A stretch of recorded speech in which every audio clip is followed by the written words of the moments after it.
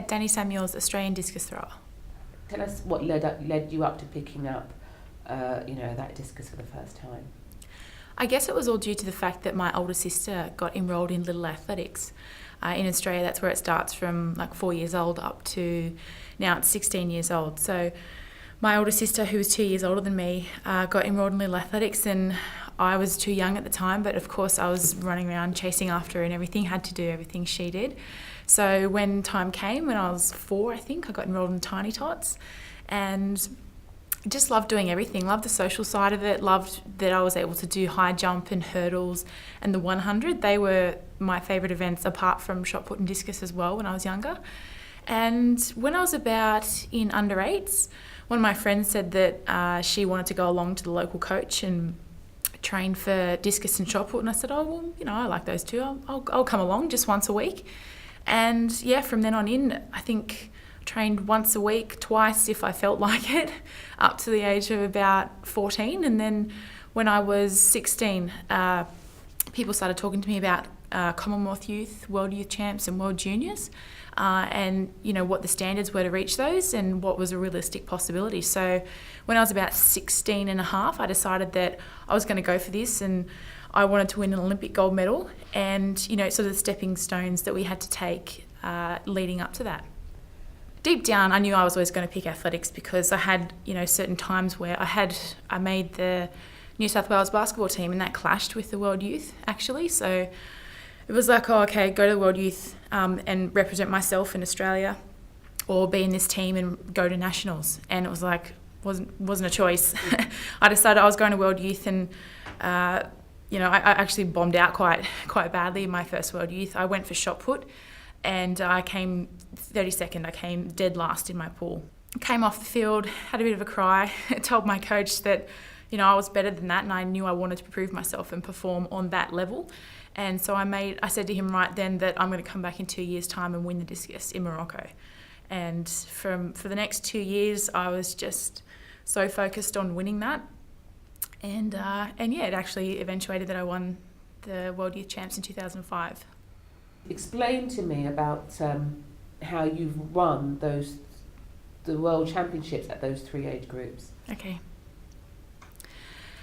After I won the World Champs in 2009, I was alerted to the fact by many people actually that I was in a small group of athletes, including Usain Bolt and Jelena Isinbayeva and Veronica Campbell-Brown, that I was in that group of people who had won World Youth, World Juniors and Open World Championships, and there was only 9 who had ever done that in the sport, the history of the sport. So to be put in that category was just mind-blowing.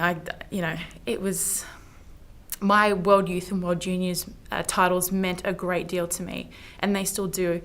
And to be in that level of athlete was it's a privilege, and I still can't believe that I'm in a category like that with those types of names. Going into the Berlin World Championships, what was your goal?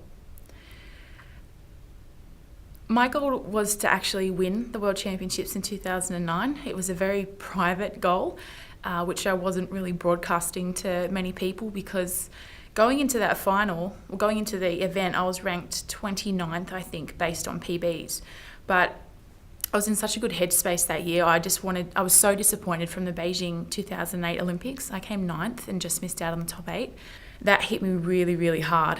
And I wanted to come back, and for the main goal that I had the next year was to have fun and enjoy every moment. I'd put way too much pressure on myself, and an Olympic year is so massive and so overwhelming that to come away very disappointed and not reach your goal and not reach your potential, that's really, really devastating for an athlete when you can be up there in the mix fighting for a medal.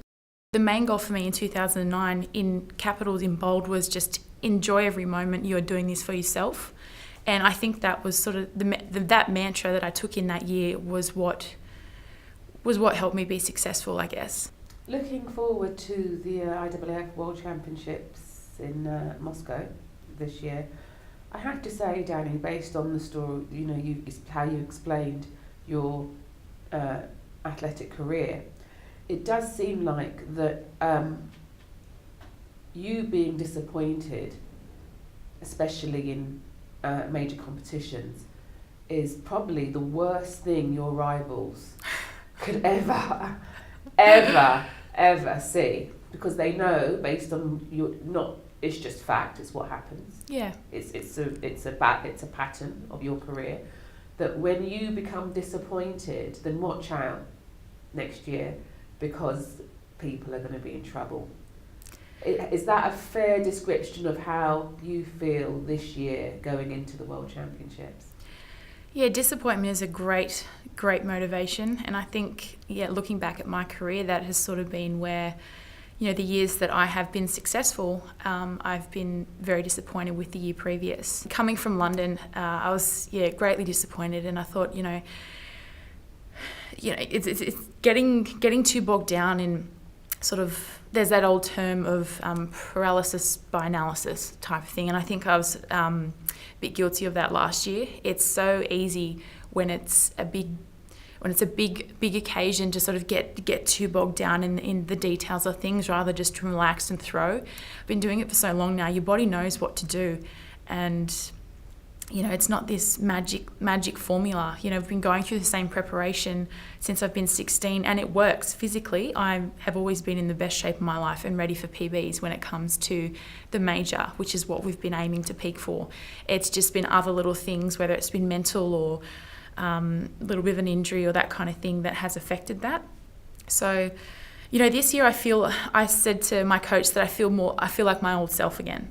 I'm really, really excited for this European season. I have a couple of diamond leagues that I've been confirmed in leading into the World Championships. So, and it's just about having fun. In the end, you can get so caught up in the excitement and the pressure of things that, it's fun. I chose to do this because I love it, and I chose to do this because it's a challenge technically with just discus itself, or just the training, the conditions, everything, the competition, and I love being pushed and I love being in that pressure situation. So, hopefully leading into Moscow, I'm very positive as to what the outcome will be. What would it mean to you to stand on top of that podium and hear the Australian national anthem in Moscow? The last few years that you've had to be top of that podium, what do you think would really mean to you? When I started training again for Moscow in 2013, I worked with a boxing coach, and he said to me, he's trained many world champions, Olympic champions, and he said that, your first world title is so special, and he said, but getting back there he said, you cannot describe it. Getting back there for the second and third time, you appreciate how much work goes into it and how much you've overcome to get back there. So for me to win a medal, or to win in Moscow in 2013, I can't even explain how much it would mean to me.